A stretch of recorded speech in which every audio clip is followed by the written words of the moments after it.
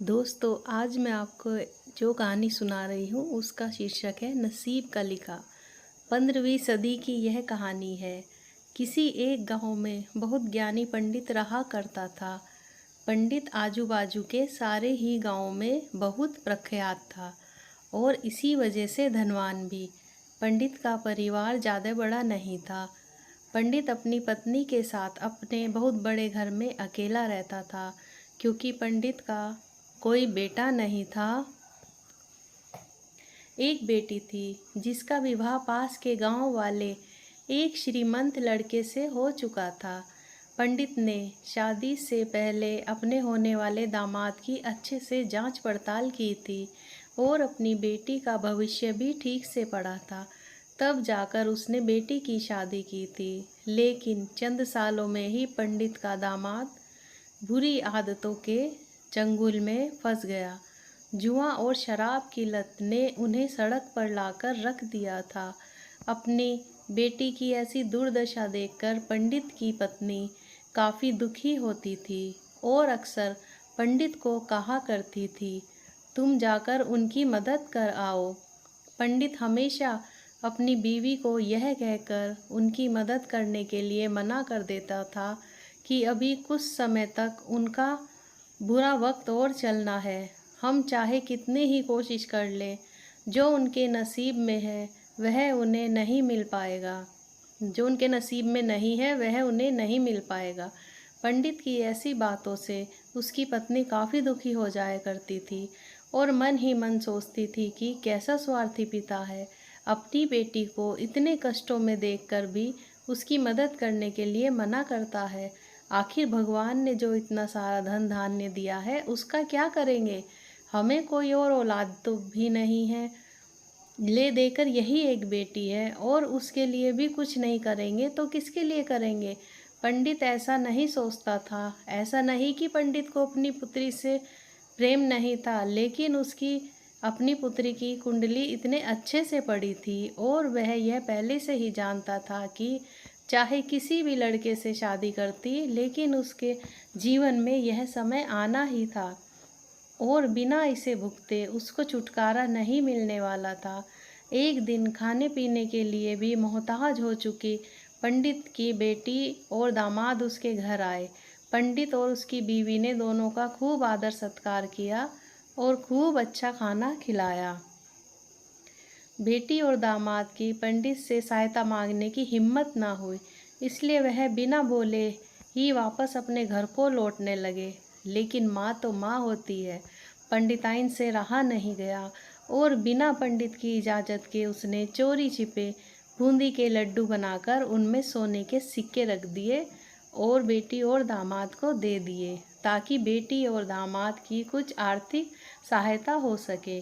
पंडिताइन यह भी जान गई थी कि बेटा और दामाद शर्म के मारे उनसे मदद नहीं मांग रहे थे, इसलिए उसने बेटी और दामाद को भी लड्डुओं में छिपे सिक्कों के बारे में कुछ नहीं बताया। जाहिर सी बात है कि जब वो लोग घर पर जाकर लड्डू खाएंगे तो उन्हें उनमें सोने के सिक्के मिल जाएंगे। इस तरह बिना उनके मांगे ही उन तक मदद पहुंच जाएगी। सोचकर पंडिताइन मन ही मन अपनी बेटी की मदद करने के लिए खुश होने लगी। पंडित के दामाद और बेटी उन दोनों का आशीर्वाद लेकर अपने घर के तरफ रवाना हो गए। उन दिनों गाड़ियां तो होती नहीं थी, घोड़ा गाड़ी या बैलगाड़ियां ही चलती थी। पैसे ना होते तो और चीज़ों के लेन देन से भी व्यवहार होता था। बेटी और दामाद का गांव पंडित के घर से कोसों दूर था, फिर भी पैसों की कमी के चलते वह चलकर अपने गांव की तरफ निकल पड़े। थोड़ी दूर चले ही थे कि पंडित की बेटी के पैर में मोच आ गई और अब उसको चलना भी मुश्किल हो गया। पंडित के दामाद ने जब देखा कि उसकी बीवी अब बिल्कुल चलने में सक्षम नहीं है, तो उसने एक तांगा अपने घर तक किराए पर ले लिया। दोनों पति पत्नी तांगे में बैठकर घर तक पहुंच गए, लेकिन तांगे वालों को देने के लिए उनके पास पैसे नहीं थे।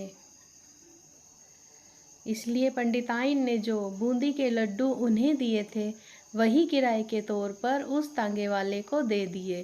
तांगे वाला बूंदी के लड्डू को लेकर वहाँ से चला गया। तांगे वाला अपने घर की तरफ जा रहा था, तब उसे एक हलवाई की दुकान दिखी। उसने सोचा कि थोड़े से बूंदी के लड्डुओं से मेरे घर के लोगों का पेट थोड़ा ही भरने वाला है। इससे अच्छा मैं इन बूंदी के लड्डुओं को बेचकर उनसे कुछ चावल खरीद लेता हूँ। तांगे वाले ने बूंदी के लड्डू हलवाई को बेच दिए। जिस गांव में वह हलवाई रहता था, उसी गांव में एक आदमी ने अपने घर पर पूजा रखी थी और उसी पंडित को पूजा के लिए बुलवाया था। पूजा में लगने वाले प्रसाद के लिए उस आदमी ने उसी हलवाई से बूंदी के लड्डू लिए जहाँ पर उस तांगे वाले ने बेचे थे। हलवाई ने भी उस आदमी को तांगे वाले से खरीदे हुए लड्डू ही पहले दिए ताकि वह खराब ना हो जाए, क्योंकि वह नहीं जानता था कि यह लड्डू कब बने हैं। पूजा खत्म होने पर दक्षिणा और बूंदी के लड्डू लेकर जब पंडित अपने घर आया और खाना खाने बैठा, तो प्रसाद में लाए बूंदी के लड्डू खाते वक्त लड्डू से सोने का सिक्का निकला। इस घटना को देखकर पंडिताइन की आंखों में आंसू बहने लगे। पंडित ने जब पंडिताइन से उनके रोने का कारण पूछा, तो पंडिताइन ने पंडित को सब कुछ बताया और पंडित से उनकी बातों पर भरोसा ना करने के लिए माफ़ी मांगी। पंडित ने पंडिताइन के आंसू पोंछे और कहा कि तुम्हारी तरह मैं भी हमारी बेटी को बहुत प्रेम करता हूँ, लेकिन अगर हम उसकी अब मदद करते हैं तो दामाद हमसे हमेशा ऐसे ही मदद की अपेक्षा रखेगा और अपनी बुरी आदतों को कभी नहीं छोड़ेगा।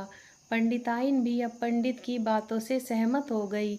2-3 महीने बीत गए। पंडित के दामाद और बेटी फिर से एक बार उनके घर आए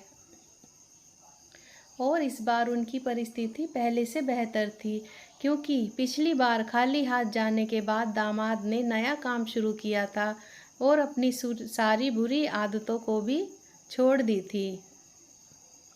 दोस्तों, नसीब का लिखा नहीं बदलता। यह कहानी आपको कैसे लगी?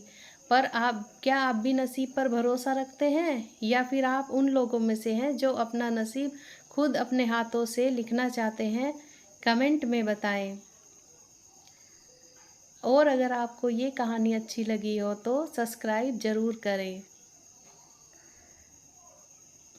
Thanks for watching.